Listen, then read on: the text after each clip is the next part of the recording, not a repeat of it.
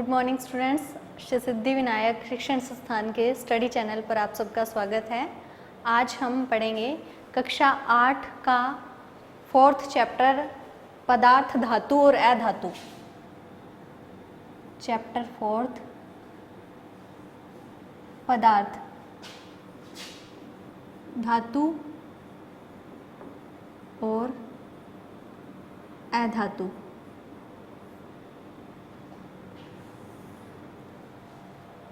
प्रकृति में जो भी पदार्थ हैं, हम जिन पदार्थ के संपर्क में आते हैं, देखो बहुत सारे पदार्थ होते हैं, लेकिन उसमें हमें उन्हें अलग अलग श्रेणी में विभक्त करना नहीं आता कि कौन से धातु हैं और कौन से अधातु है। आज इसी अध्याय में हम सीखेंगे जो पदार्थ हैं उनमें से धातु कौन से हैं और अधातु कौन से हैं। इसके अलावा धातु और अधातु के भौतिक गुण क्या होते हैं, रासायनिक गुण क्या होते हैं। चलो देखते हैं। हम कुछ धातु लेते हैं जैसे कि एल्यूमिनियम,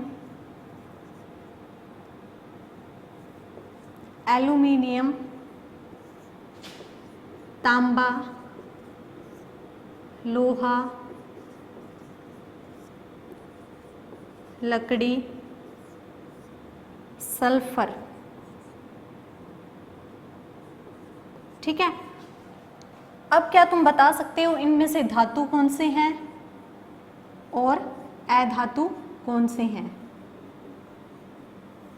इनमें से धातु कौन से हैं और अधातु कौन से हैं? ठीक है, अब हम किस आधार पे बताएंगे धातु और अधातु क्या होते हैं? ठीक है, तो इनका आधार देखते हैं। फर्स्ट है कि जो धातु होते हैं वो कठोर होते हैं। धातु क्या होते हैं? कठोर होते हैं। ठीक है, अब सबसे कठोरता के आधार पर हम एक बार देख लेते हैं कि कठोरता के आधार पर कौन से ज़्यादा कठोर है और कौन से कम कठोर है। जो ज़्यादा कठोर होते हैं वो धातु की श्रेणी में आते हैं। देखो एल्यूमिनियम है, कठोर है या नहीं है? जैसे एल्यूमिनियम के जो बर्तन होते हैं, क्या वो हाथ लगाने पर या थोड़ी सी चोट से टूट के बिखर जाते हैं? नहीं। तो एल्यूमिनियम क्या है? कठोर होते हैं, बहुत कठोर होते हैं, यानी कि ये क्या है? एल्यूमिनियम धातु है। तांबा है, तांबे के भी बर्तन होते हैं, तांबे के भी मटेरियल बने हुए होते हैं, वो क्या होते हैं? कठोर होते हैं। तो तांबा भी क्या है? धातु। लोहा सभी ने देखा है बहुत ज़्यादा कठोर होता है, तो लोहा क्या है? धातु। लकड़ी, लकड़ी क्या इतना ज़्यादा कठोर होती है कि हम उसे पीटते रहें और वो कभी भी ना टूटे? नहीं, लकड़ी को एक कुल्हाड़ी की चोट से लकड़ी टूट जाती है। ठीक है, तो ये लकड़ी क्या है? कम कठोर है, यानी कि ये क्या है? अधातु है। सल्फर, सल्फर एक ऐसी अधातु है जो आसानी से पीटने पर टुकड़ों में परिवर्तित हो जाती है, तो इसे हम क्या लिखेंगे? अधातु। ये तो सिर्फ थोड़ी सी पहचान थी धातु और अधातु की कि कौन से ज़्यादा कठोर है, कौन से कम कठोर है। अब हम धातुओं का गुण देखेंगे। गुण देखने के आधार पर हम विभक्त करेंगे कि कौन सी धातु है और कौन सी अधातु है। ये तो सिर्फ एक कठोरता के आधार पर था। ठीक है, अब हमें क्या करना है, ये मैं ऐसे एज इट इज़ यहीं पर लिखे हुए छोड़ देती हूँ और मैं तुम्हें थोड़े से गुण बताती हूँ सबसे पहले धातुओं के, कि धातुओं के कौन से गुण होते हैं, भौतिक गुण। ठीक है, चलो पहले भौतिक गुण बता देते हैं। मैं स्टार्ट करती हूँ धातुओं के भौतिक गुण से, उसके बाद फिर से हम देखेंगे धातु और अधातु। मैं अभी लिख रही हूँ धातुओं के भौतिक गुण। भौतिक गुण के आधार पर हम देखेंगे धातु और अधातु। भौतिक गुण यहाँ मैं धातुओं के लिख रही हूँ, जैसे कि आघात वर्ध्य। ठीक है, पहला गुण है आघात वर्ध्य। दूसरा गुण है तन्यता। आघात वर्ध्य, तन्यता, पहला गुण। दूसरा गुण। तीसरा गुण कठोरता। चौथा गुण ध्वनिक।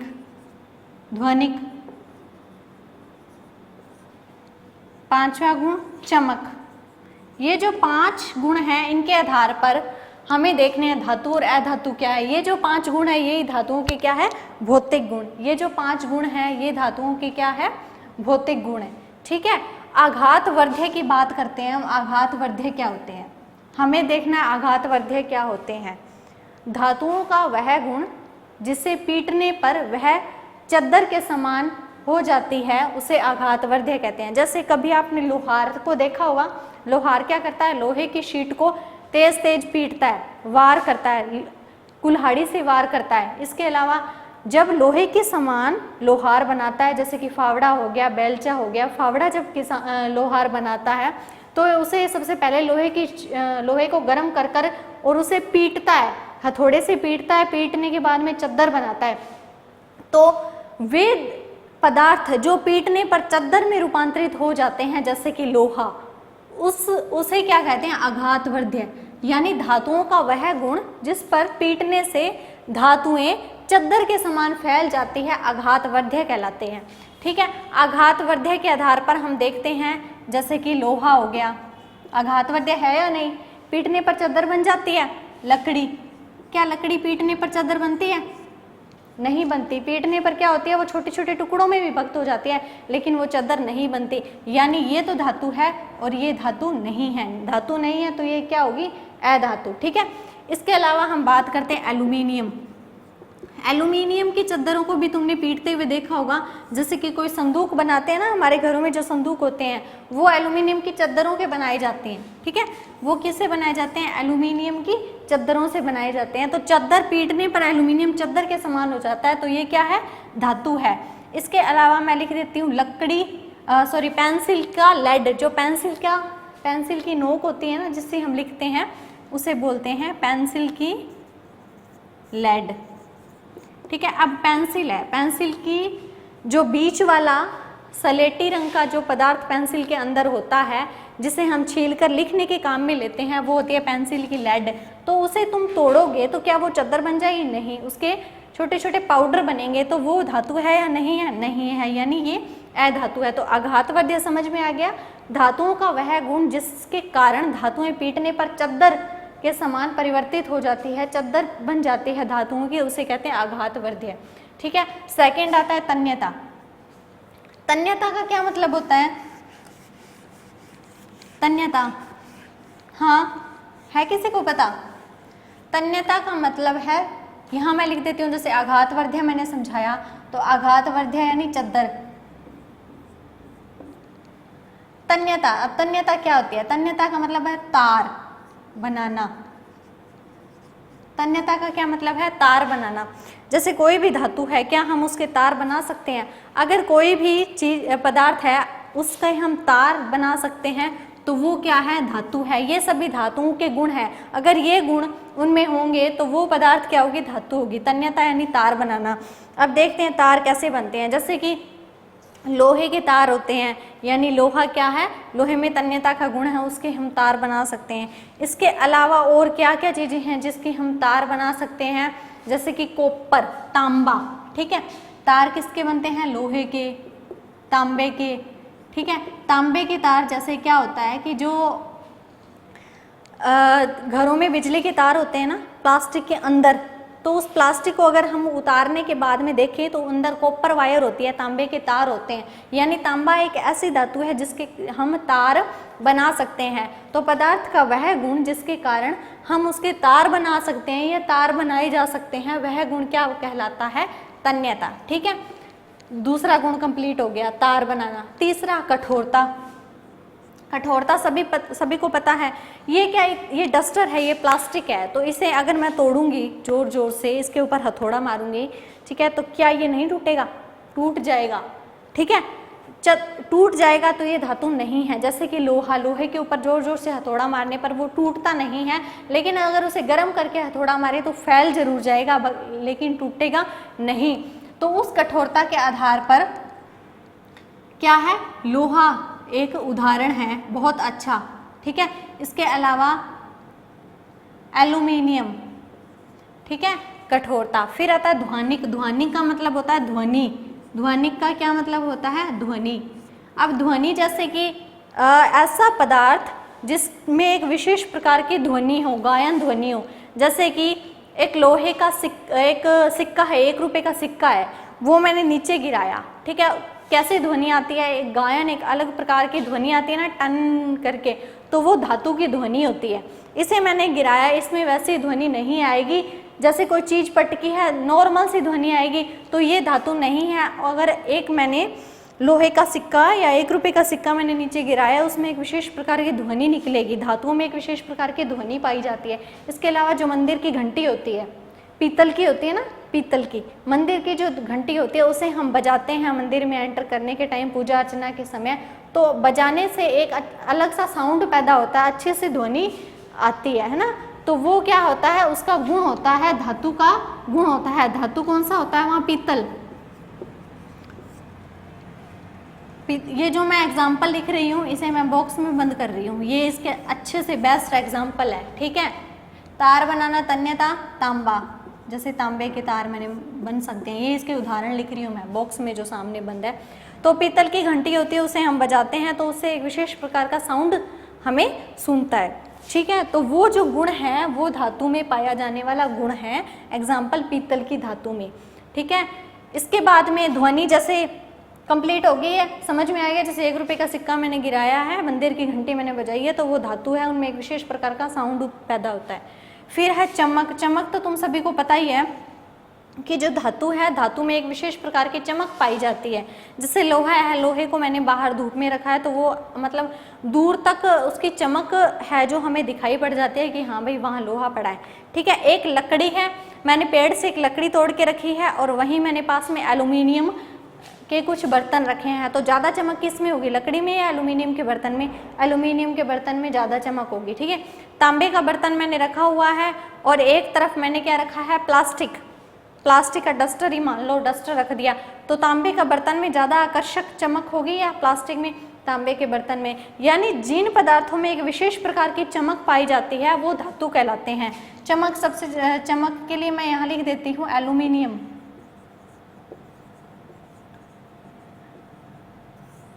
तो ये जो गुण है ये धातुओं के भौतिक गुण हैं। हमारा जो चैप्टर है उसमें क्या है, धातुओं के भौतिक गुण की, धातुओं के भौतिक गुण क्या होते हैं और रासायनिक गुण क्या होते हैं, तो हम अभी भौतिक गुण पढ़ रहे हैं, ठीक है।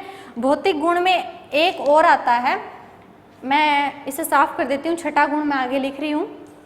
इसे साफ करने से पहले एक बार फिर देख लो। चमक सबको पता है, चमकीला। ध्वनिक यानी ध्वनि उत्पन्न हो। कठोरता यानी बहुत सॉलिड। तन्यता यानी तार बनाए जा सके। आघातवर्ध यानी जिससे चद्दरें बनाई जा सकती है, जिसे पीटने पर चद्दरें बनाई जा सकती है, जैसे लोहा और एल्यूमिनियम, ठीक है। इसके बाद में आगे मैं करवा रही हूँ, 5 भौतिक गुण बता दिए हैं। छठा भौतिक गुण,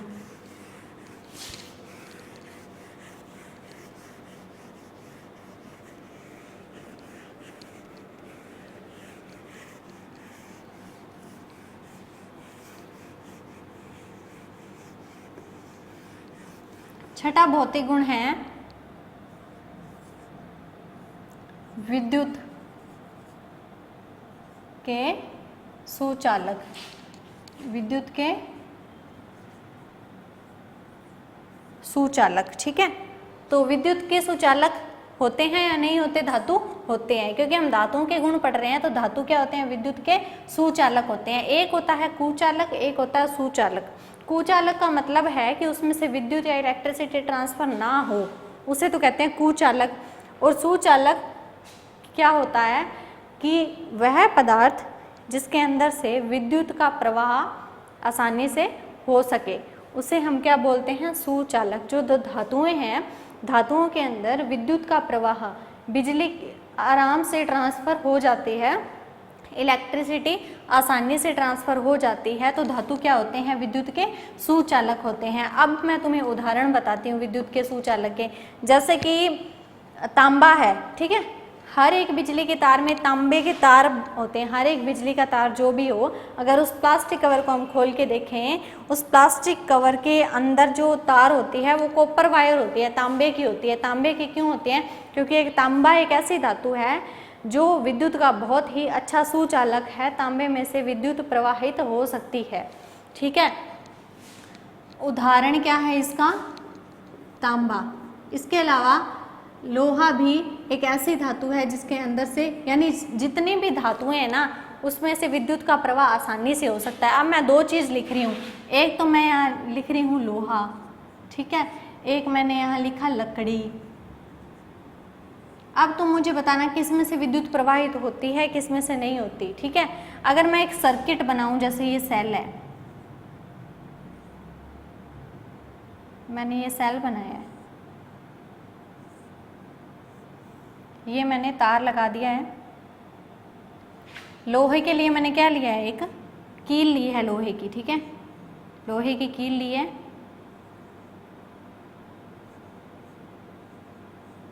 लोहे की कील से मैंने तार को जोड़ दिया है और यहाँ मैंने बल्ब लगा दिया एक।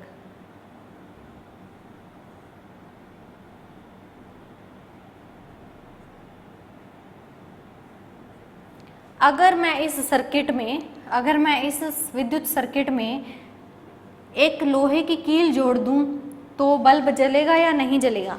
एक दूसरा मैं सर्किट बना रही हूं, यहाँ पे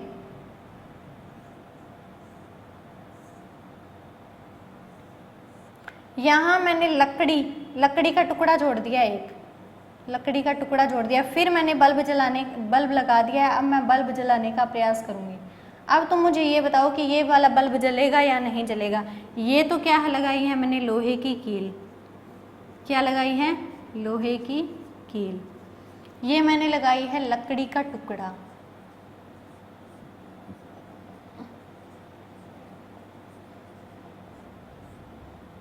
अब बताओ कौन से वाला बल्ब जलेगा। मैंने जिस सर्किट में लोहे की कील लगाई है वो वाला बल्ब जलेगा, जहां लकड़ी का टुकड़ा लगाया है वो बल्ब नहीं जलेगा। इसका मतलब क्या है कि जो लोहा है विद्युत का सुचालक है और लकड़ी है जो विद्युत की कुचालक है, यानी लोहा धातु है और लकड़ी अधातु है। इसका मतलब क्या हुआ, जो धातु होते हैं वो विद्युत के सुचालक होते हैं, यानी ये लोहा क्या है, धातु है और ये अधातु है। ठीक है, लोहा तो क्या है, धातु है, और लकड़ी क्या है, अधातु। इसका मतलब क्या है कि जो धातु होते हैं वो विद्युत के सुचालक होते हैं। ठीक है, तो अभी तक हमने क्या पढ़ा है, धातुओं के भौतिक गुण पढ़े हैं। भौतिक गुणों में क्या क्या पढ़ा हमने, आघात वर्धनीयता यानी पीट करके चद्दर बनाई जा सके, तन्यता तार बनाई जा सके, कठोरता, ध्वनिक, चमक और विद्युत के सुचालक। तो ये है धातुओं के भौतिक गुण। अगर तुम्हें कोई कहे कि धातुओं के भौतिक गुण बताओ, तो ये जो गुण हैं ये सभी धातुओं के क्या कहलाते हैं, भौतिक गुण कहलाते हैं। ठीक है, आगे भौतिक गुण अब तक की स्टडी में कंप्लीट हो गए हैं हमारे धातुओं के भौतिक गुण।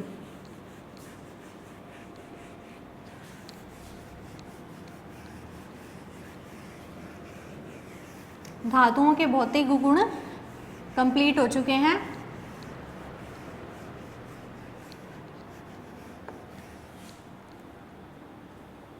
अब हम नेक्स्ट क्लास में बात करेंगे धातुओं के रासायनिक गुण। इस चैप्टर में दो बातें हमें ध्यान रखनी है, धातुओं के भौतिक गुण और धातुओं के रासायनिक गुण। उस आधार पर हमें धातु और अधातु को वर्गीकृत करना है। अभी तक हमने क्या पढ़ लिया था, धातुओं के भौतिक गुण।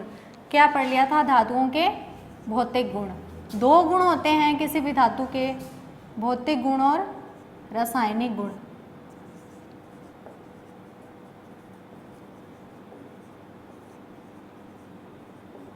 भौतिक गुण हमने पढ़ लिए थे, आज हमें पढ़ने हैं धातुओं के रासायनिक गुण।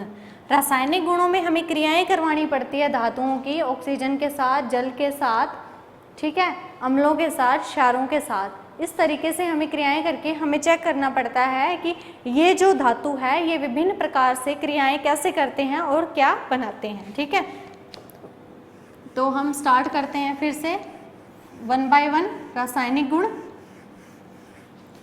यहाँ मैं हेडिंग दे देती हूँ, धातुओं के रासायनिक गुण।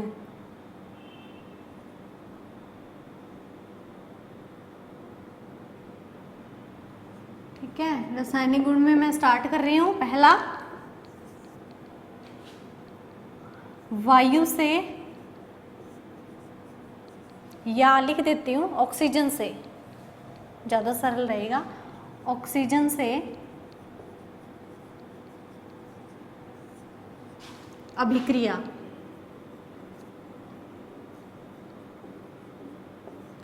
ऑक्सीजन से अभिक्रिया में जो फेमस चीज है, जो फेमस उदाहरण है वो तुमने देखा होगा, जैसे कि लोहे पर जंग लगना। लोहे पर जंग कब लगती है? जब वो लोहा ऑक्सीजन और जल के संपर्क में आता है तब लोहे पर जंग लगती है। ये रासायनिक अभिक्रिया धातु के साथ होती है। जैसे लोहा मैंने यहाँ लिखा लोहा, ठीक है, यहाँ मैंने लिखा ऑक्सीजन प्लस H2O। ये जंग लग रही है लोहे पे। ये क्या है? ऑक्सीजन। और ये क्या है? ये तो है ऑक्सीजन। और ये क्या है? पानी, जल।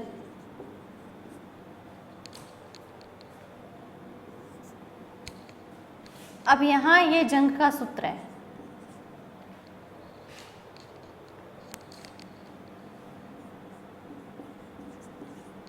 ये लगी जंग। तो ये जो क्रिया हुई है ये ऑक्सीजन और जल के साथ क्रिया हुई है। तो ऑक्सीजन से अभिक्रिया में ये जो है उदाहरण हम सब ने देखा हुआ है, इस किस प्रकार लोहे पर जंग लगती है। दूसरा जो हमने 7th क्लास में पढ़ा था, जब हमने मैग्नीशियम के रिबन को, जब हमने 7th क्लास में क्या किया था, मैग्नीशियम के रिबन को वायु की उपस्थिति में जलाया था तो उसने ऑक्सीजन से अभिक्रिया किस प्रकार की थी।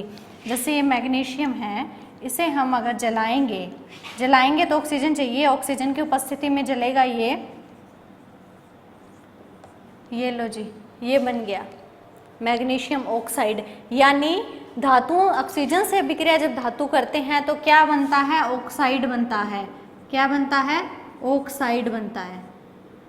ये भी फेरस ऑक्साइड है। ये क्या है? जंग क्या है? Ferrous oxide. और मैग्नीशियम के रिबन को हमने जलाया है, ये मैग्नीशियम है, ये ऑक्सीजन है, और ये क्या बन गया? Magnesium oxide. यानी मैग्नीशियम के रिबन को हमने जलाया है तो ये मैग्नीशियम ऑक्साइड बन गया। याद क्या रखनी है? धातु ऑक्सीजन से क्रिया करके क्या बनाते हैं? ऑक्साइड बनाते हैं। धातु ऑक्सीजन से क्रिया करके क्या बनाते हैं? ऑक्साइड बनाते हैं। तो ये होगी हमारी ऑक्सीजन से अभिक्रिया। ऑक्सीजन से अभिक्रिया में क्या पढ़ लिया हमने? जो धातु होते हैं वो ऑक्सीजन से अभिक्रिया करके ऑक्साइड बनाते हैं। ठीक है, अब ये है कि ऑक्सीजन से तो हमने अभिक्रियाएं हैं वो पढ़ ली है और ये भी समझ लिया है, देख लिया है, ऑक्साइड बनाते हैं धातु। अब हमें देखनी है जल से अभिक्रिया। दूसरा हमें क्या करवाना है? धातुओं की जल से अभिक्रिया। जल से अभिक्रिया करके धातु क्या बनाते हैं? मैंने कोई धातु लिया है, मान लीजिए मैंने धातु लिया है सोडियम, लेकिन सोडियम एक ऐसा धातु होता है जो जल के संपर्क में आते ही विस्फोट करता है, जो जल के संपर्क में आते विस्फोट करता है। इसलिए हमेशा सोडियम को कहाँ रखना चाहिए? मिट्टी के तेल में। मिट्टी के तेल में हमेशा सोडियम धातु को कहाँ रखना चाहिए? मिट्टी के तेल में रखना चाहिए। सोडियम धातु है ये, Na इसका सिंबल होता है। सोडियम जो धातु है वो जल के संपर्क में आने पर विस्फोट करती है, यानी आग लग जाती है।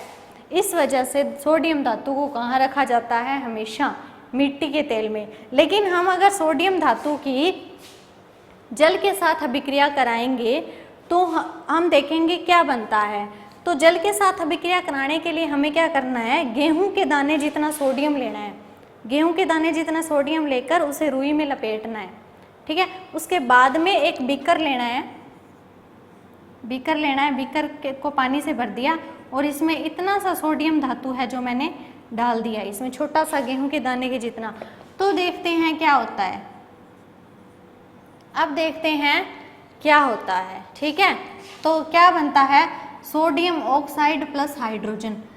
इसमें क्या बनता है? हाइड्रोजन गैस बनती है। देख लिया, यानी धातु है जो वो क्या करते हैं? जल से अभिक्रिया करके हाइड्रोजन गैस बनाते हैं। धातुओं की जब जल से अभिक्रिया होती है तो हाइड्रोजन गैस निकलती है। जल से अभिक्रिया में वो क्या बनाएंगे? पहला पढ़ा था ऑक्सीजन से अभिक्रिया, जल से अभिक्रिया में क्या पढ़ेंगे हम? हाइड्रोजन गैस निकलती है, गैस निकलती है। धातु जब ऑक्सीजन से अभिक्रिया धातु जल से अभिक्रिया करते हैं तो हाइड्रोजन गैस निकलती है। अब इसे चेक कैसे करेंगे कि हाइड्रोजन गैस निकलती है? देखो, जो भी धातु जिसे हमने पानी में डाला, जब हम कोई भी धातु है उसे हम पानी में डालेंगे तो एक गैस निकलेगी। जो गैस निकलती है उसके ऊपर हम माचिस की तीली ले जाते हैं। माचिस की तीली ले जाने पर वो पॉप साउंड के साथ जलती है। कौन सा साउंड निकलता है? पॉप।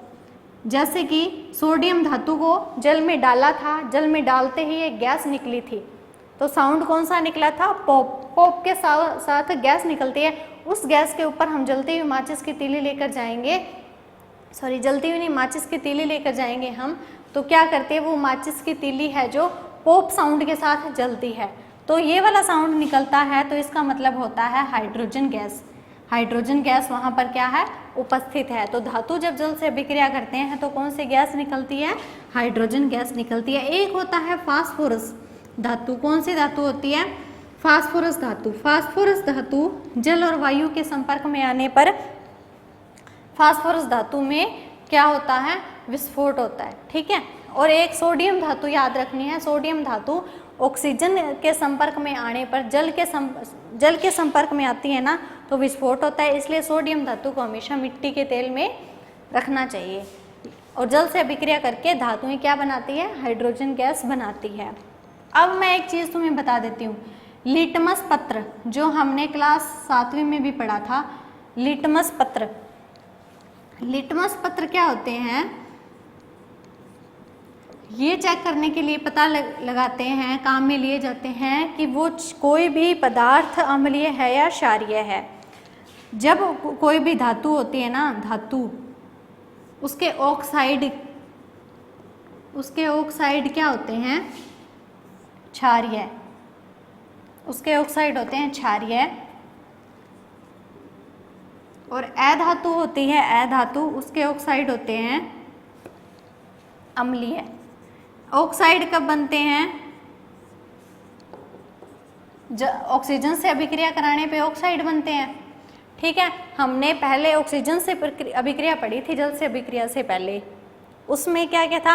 अगर हम उस ऑक्साइड का विलयन बनाकर लिटमस पत्र डाल के देखेंगे तो वो लिटमस पत्र क्या हो जाएगा?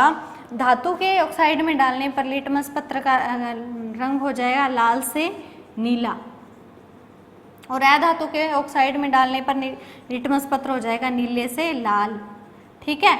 तो अगर लाल से नीला होता है तो क्षारीय होता है, और नीले से लाल होता है तो वो अम्लीय होता है, ठीक है। इसी प्रकार जल से अभिक्रिया में जब विलयन बनाया था, यानी जल के अंदर हमने वो टुकड़ा डाला था धातु का, उस टाइम अगर हम लिटमस पत्र डालकर चेक करेंगे तो भी यही होगा।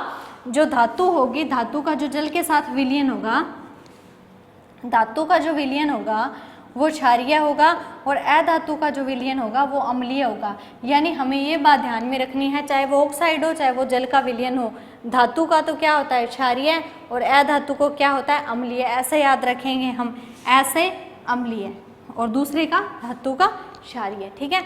जल से अभिक्रिया हमने पढ़ ली। जल से अभिक्रिया में हमने देख लिया हाइड्रोजन गैस निकलती है।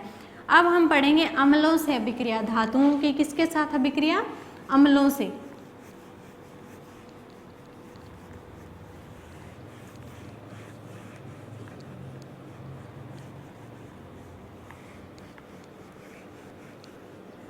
धातुओं की किसके साथ अभिक्रियाएं पढ़नी है हमें? अम्लों से।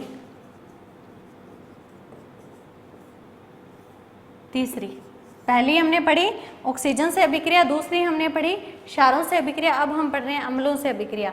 अम्लों से अभिक्रिया में मुख्य रूप से दो अम्ल अभिक्रिया के लिए काम में लिए जाते हैं, HCl हाइड्रोक्लोरिक अम्ल और H2SO4 सल्फ्यूरिक अम्ल, ठीक है। धातुओं के अम्लों से हमें अभिक्रिया पढ़नी है। मैंने एक परख नली ली है,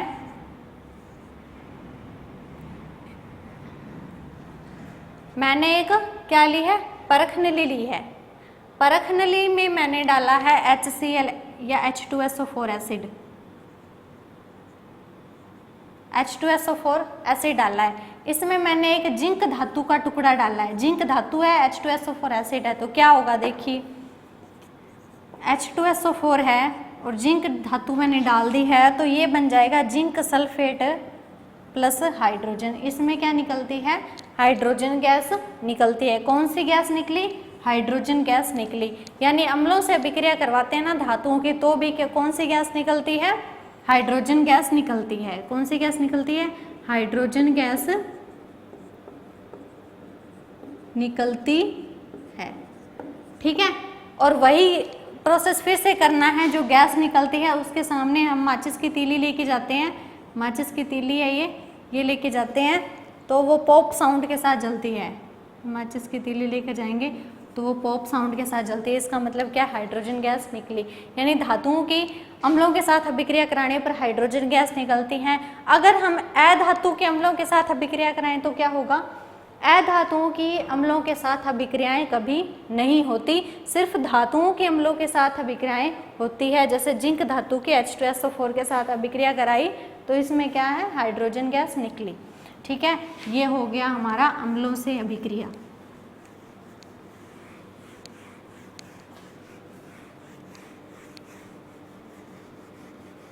अब हमें पढ़ना है क्षारों से अभिक्रिया, कि धातुओं के जब क्षारों से अभिक्रिया करवाते हैं तो क्या बनता है।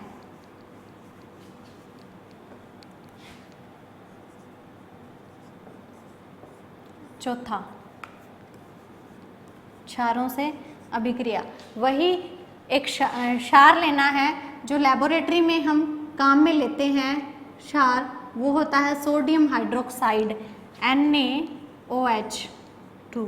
सोडियम हाइड्रोक्साइड एक क्षार है, ये मैंने लिया है। इसकी मैंने किसके साथ करवाई है अभिक्रिया? कॉपर के साथ करवाई है मान लीजिए। तो फिर हमें क्या मिलेगा? कॉपर हाइड्रोक्साइड का जलीय विलयन मिल जाएगा और सोडियम धातु है वो अलग हो जाएगी। ठीक है, तो इस प्रकार से क्षारों से जो धातुएं हैं वो अभिक्रियाएं करती है। ये हो गई है क्षारों से अभिक्रिया। इसके अलावा अगर ये क्षार है NaOH, इसकी मैं किसी और धातु के साथ क्रिया करवाऊं, जैसे मैं इसकी किसके साथ अभिक्रिया कराऊं? जिंक के साथ अभिक्रिया करवाऊं, तो ये क्या बन जाएगा?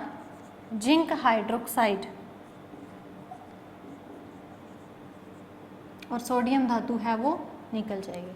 तो इस प्रकार से ये होती है क्षारों के साथ अभिक्रिया। ठीक है, क्षारों के साथ अभिक्रिया के बाद में हम पढ़ेंगे अगला जो अभिक्रिया है वो होती है विस्थापन अभिक्रिया। कौन सी अभिक्रिया? विस्थापन अभिक्रिया।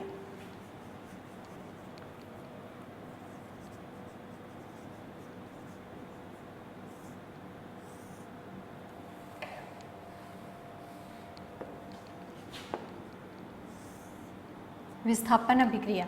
विस्थापन अभिक्रिया में क्या होता है? दो प्रकार की धातुएं होती हैं, एक अभिक्रियाशील ज़्यादा होती है, एक अभिक्रियाशील कम होती है।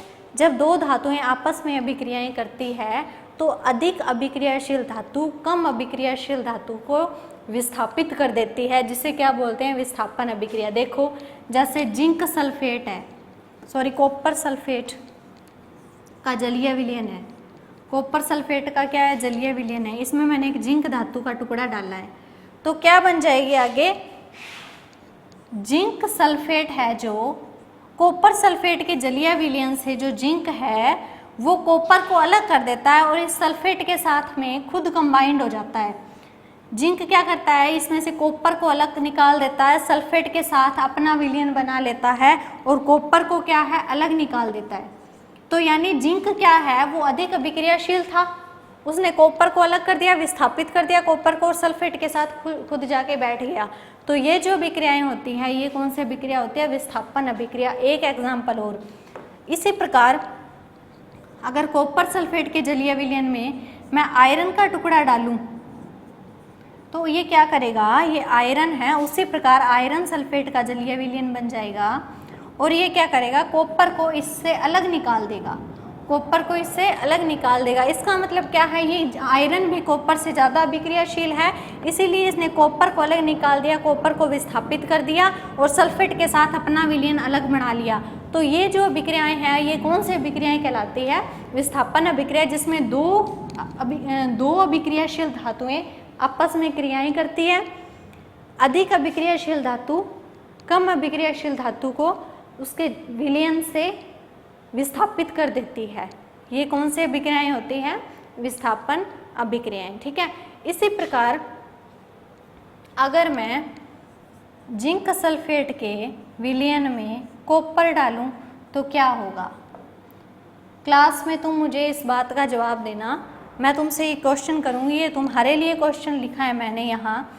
जिंक सल्फेट को अगर कॉपर के साथ मिक्स कर लिया है मैंने तो क्या होगा? इसका उत्तर मुझे क्लास में देना है। ठीक है, तो ये इस प्रकार की जो अभिक्रियाएं हैं जिसमें अधिक अभिक्रियाशील धातु कम अभिक्रियाशील को उसके विलयन से विस्थापित कर देती है, ये अभिक्रियाएं होती है विस्थापन अभिक्रियाएं। तो ये 5 प्रकार की अभिक्रियाएं हमने पढ़ ली। पहली पढ़ी थी ऑक्सीजन से अभिक्रिया, दूसरी जल से अभिक्रिया, तीसरी अम्लों से अभिक्रिया, चौथी क्षारों से अभिक्रिया, पांचवी विस्थापन अभिक्रिया। इन सभी में से जो अधातुएं हैं वो अम्लों से क्रियाएं नहीं करती और क्षारों से अभिक्रियाएं भी इनकी जटिल प्रकृति की होती है। थोड़े से हम उपयोग देख लेते हैं, उपयोग के साथ ही ये चैप्टर मैं फिनिश करवा दूंगी तुम्हें। ठीक है, धातुओं के गुण और अधातुओं के गुण दोनों के क्या पढ़ने हैं हमें? लास्ट टॉपिक गुण। धातुओं के उपयोग और अधातुओं के उपयोग। धातुओं के उपयोग यहाँ लिख देती हूँ और यहाँ अधातुओं के उपयोग।